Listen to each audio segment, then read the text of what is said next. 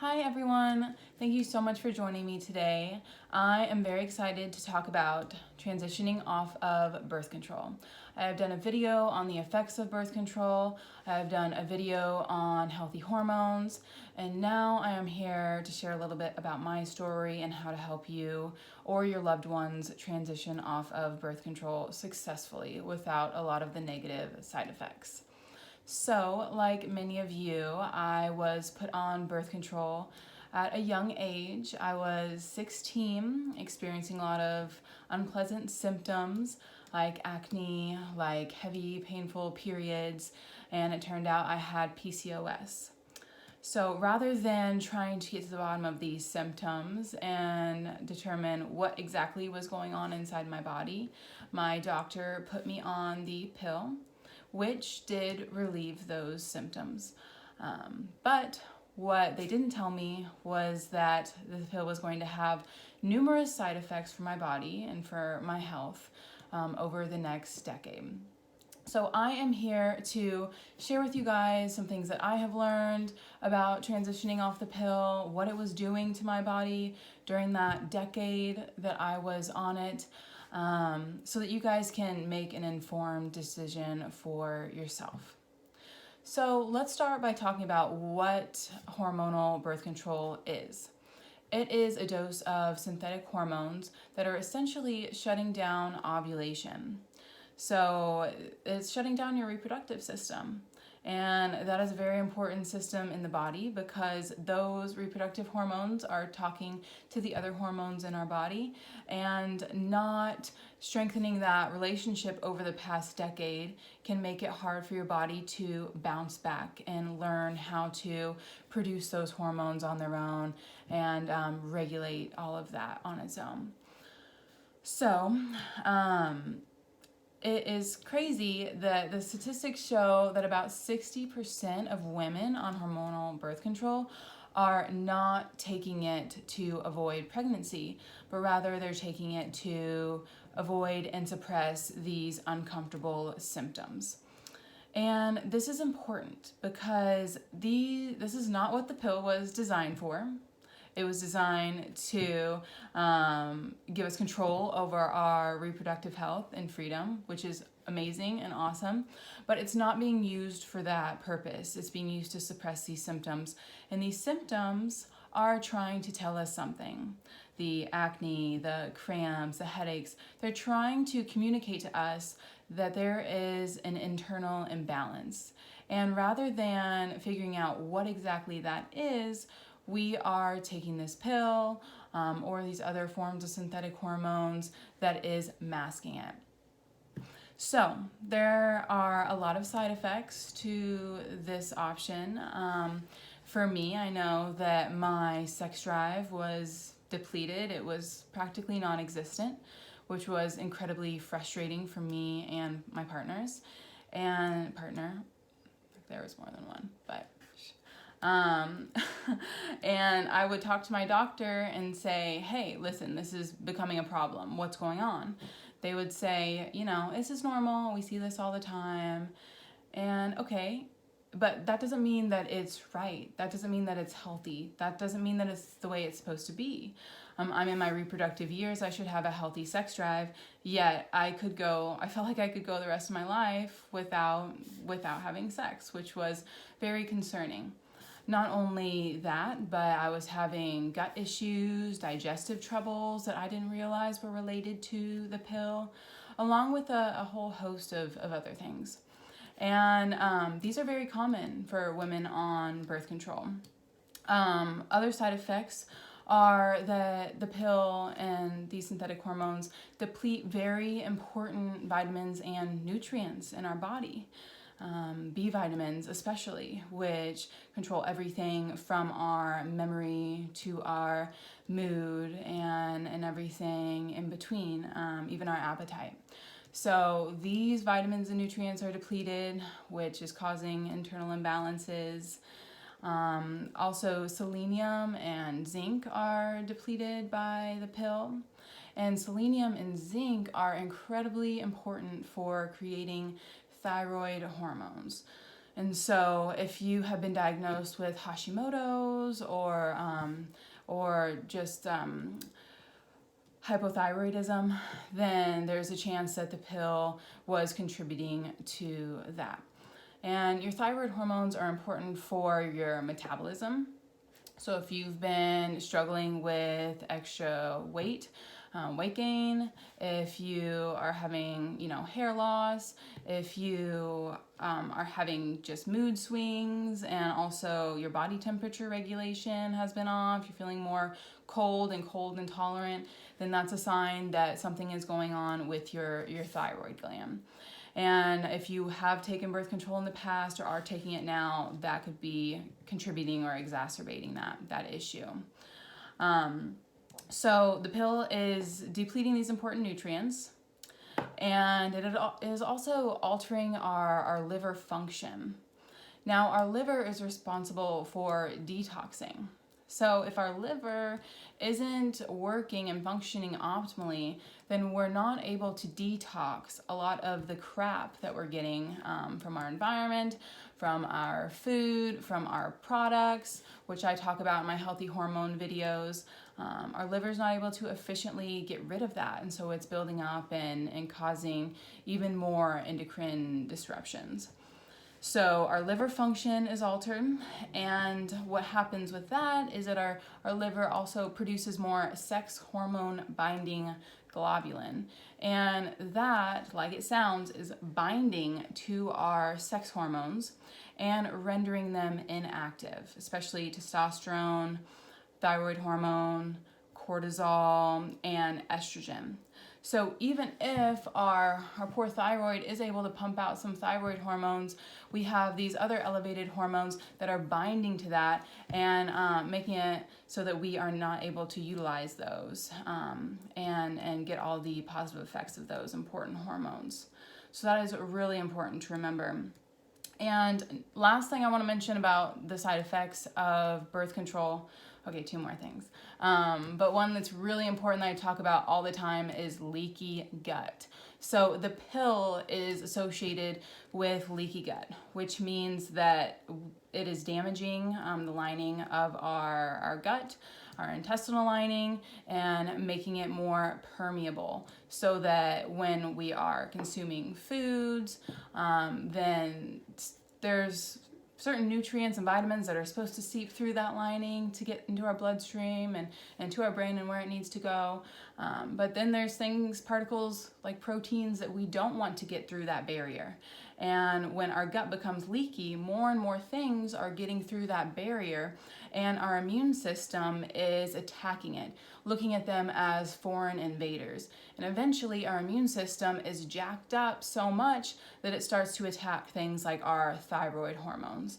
And that's when we experience autoimmune thyroid disease, Crohn's, and other autoimmune diseases. So the pill is scientifically shown to damage our gut lining and just making us more susceptible to autoimmune disease, gastrointestinal issues, increase inflammatory diseases like SIBO and IBS, things like that. So that is huge. Our gut is our greatest surface, or it is coming in contact with our outside environment more than anything else today. So if we're letting things get through into our body, into our bloodstream, then that's going to have really harmful effects. So those are 3 of the side effects of birth control. Last one I want to mention that I just found really interesting was that birth control changes our attraction, who we're attracted to. Because we've stopped ovulation, we're not necessarily seeking a partner and seeking to reproduce. So that means we're not necessarily looking for someone who has a genetic makeup suited to compensating for maybe our shortcomings and our genetic makeup. We're not looking for strong, masculine men, but instead, studies actually show that women on birth control are attracted to men with more feminine faces, more feminine features. Again, because we're not seeking to reproduce. And also, we have a preference for partners who are more genetically similar to us. So you can think of that as we might be more attracted to our cousin if we're on birth control, people with similar genetic makeup, which is not good for human evolution because, like I just mentioned, we want to find a partner who, makes up for our shortcomings in our genes so that we can, create a good looking, smart, healthy human. So I thought that was really interesting, kind of scary also for our evolution, and the fact that 11 million women are on birth control. And so on that note, let's get into something called post-birth control syndrome. So you can expect symptoms to resurface after you transition off of birth control. Like I mentioned before, when I was put on birth control, it was not curing any of the problems that I was experiencing. It wasn't curing my PCOS or, wasn't getting to the root cause of all those symptoms. Instead, it was just basically putting a Band-Aid on it. And so when we take that Band-Aid off, a lot of those things are very likely to resurface. And this is important because, now we can finally get to the root cause. But it is something to know. And so we have been suppressing our reproductive system for me, it was a decade. And so it takes about 6 months at least to prepare your body to transition off of that birth control and to support the natural production of those sex hormones. So that is something to know. You don't want to go just cold turkey. It took me 6 months. I took my time, made sure that I was doing everything I needed to do to support my body's healthy hormone production. And I'll tell you guys some tips and tricks, but just know that going off of it cold turkey, those symptoms are going to arise.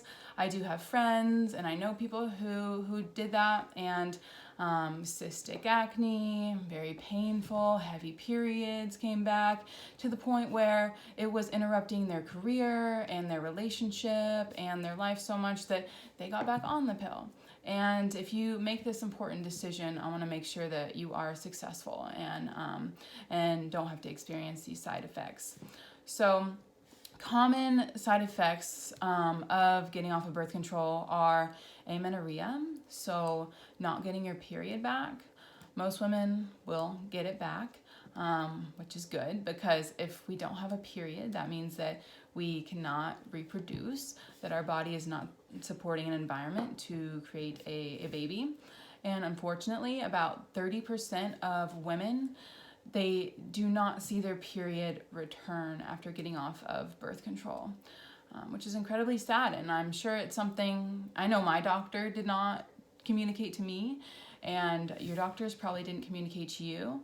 And our generation is really important because we've have been on birth control for probably the longest time. I was on it for a decade, and so we're really starting to see the real effects of these synthetic hormones. So amenorrhea is common. Acne can resurface, especially if your liver function has been compromised and you haven't been able to detox things properly. Then there's a chance that that's going to try to come out through your skin. Painful periods, that can happen too. But these can be limited. These don't have to last, and they can be avoided altogether. I know that for me, I didn't have any acne resurfacing, a little bit here and there, but I got my period back after not having it for a decade within, I think it was just a month. And that's because I was doing that preparation, doing that important work ahead of time to, again, just optimize my hormones and prepare my body. So just know that it is going to take some time and for our body to relearn how to support a healthy reproductive system. And we're going to have to, correct those nutrient depletions. And it is important to note that, some women just want to take some supplements. But supplements cannot make up for poor lifestyle choices, for unhealthy eating, for poor stress management, for lack of physical activity. A supplement can not do everything that you need to facilitate this transition. So you really are going to have to make some important and necessary lifestyle changes for the best results. Androgen rebound is really common when you get off of birth control. So what that means is that your androgens are testosterone, DHEA, all coming from your adrenal glands. And Tommy, stop. And they can be elevated significantly after getting off birth control pill. Especially going to have imbalances if you have high cortisol, high stress, poor sleep, things like that. Also, your sex hormone binding globulin, we have to support your liver and help it to detox a lot of the synthetic estrogen and make that liver nice and healthy so it's not pumping out all of that sex hormone binding globulin, just rendering all of those healthy natural hormones inactive that we've worked so hard to recover. Exercise is a big one. So we mentioned how, leaky gut, the pill and things, they create a leaky gut environment, which increases inflammation. So we need to work really hard to reduce that inflammation in our body and heal our gut. A big part of that is removing things from the diet like gluten, which are also creating a leaky gut barrier and increasing that inflammatory response.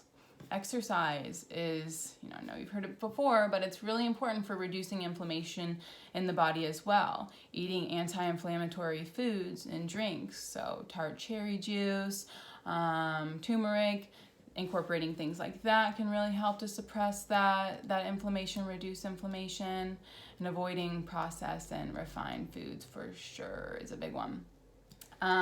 So there's going to be a lot of things that I'm going to say, no, don't eat that for a little while, but eventually you'll be able to slowly incorporate them back in and see how your body responds to those. So they don't have to be gone forever, so don't worry.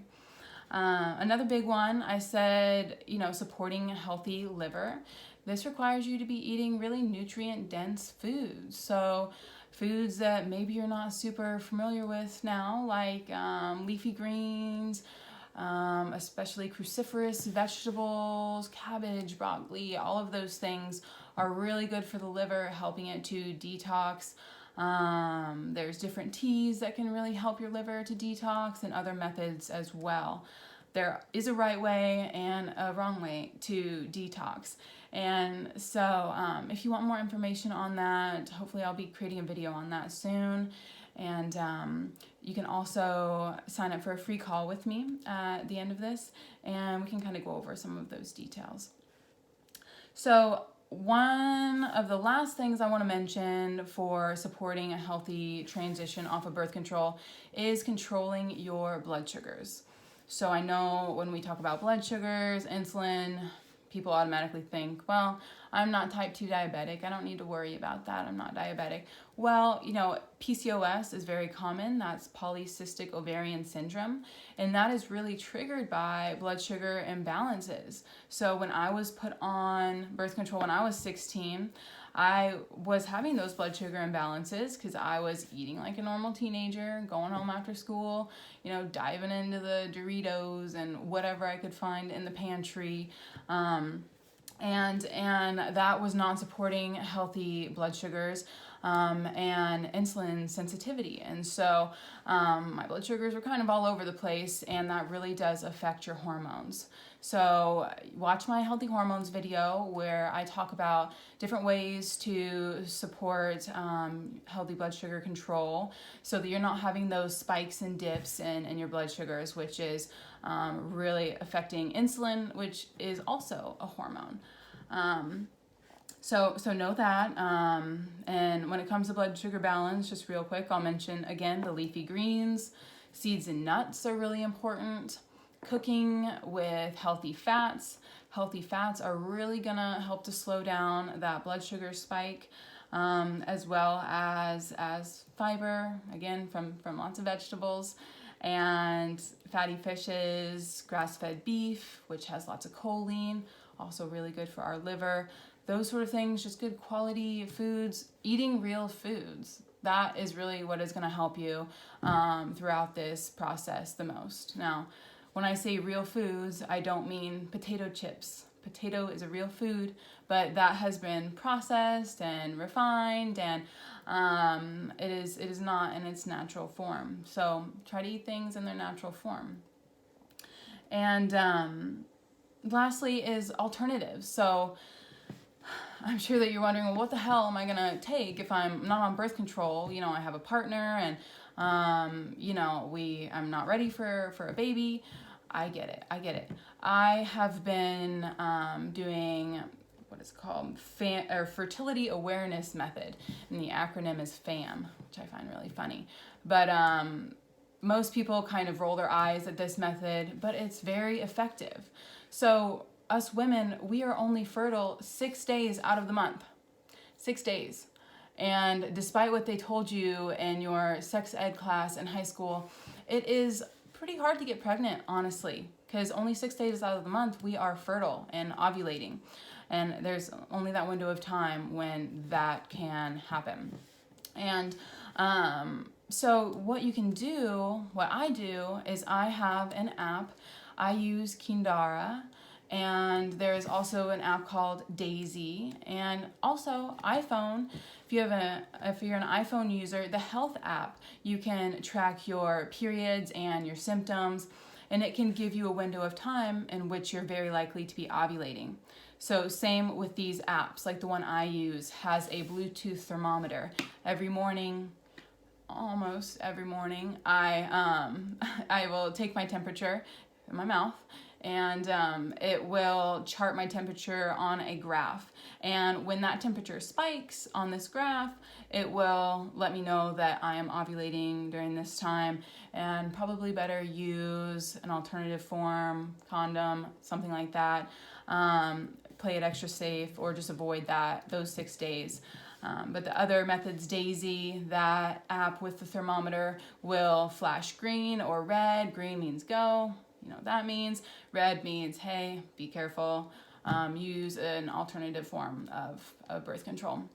And so it's not as scary as you think, honestly. And again, the iPhone app is a great place to start. And I encourage my clients who are transitioning off birth control to be practicing this during those 6 months that we are preparing for that transition, so that they can start to develop that habit.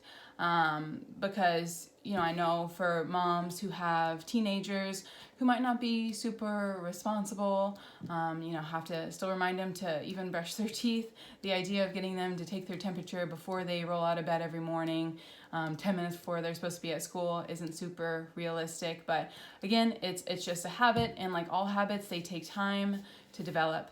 So it is possible, and it is effective. I am proof of that.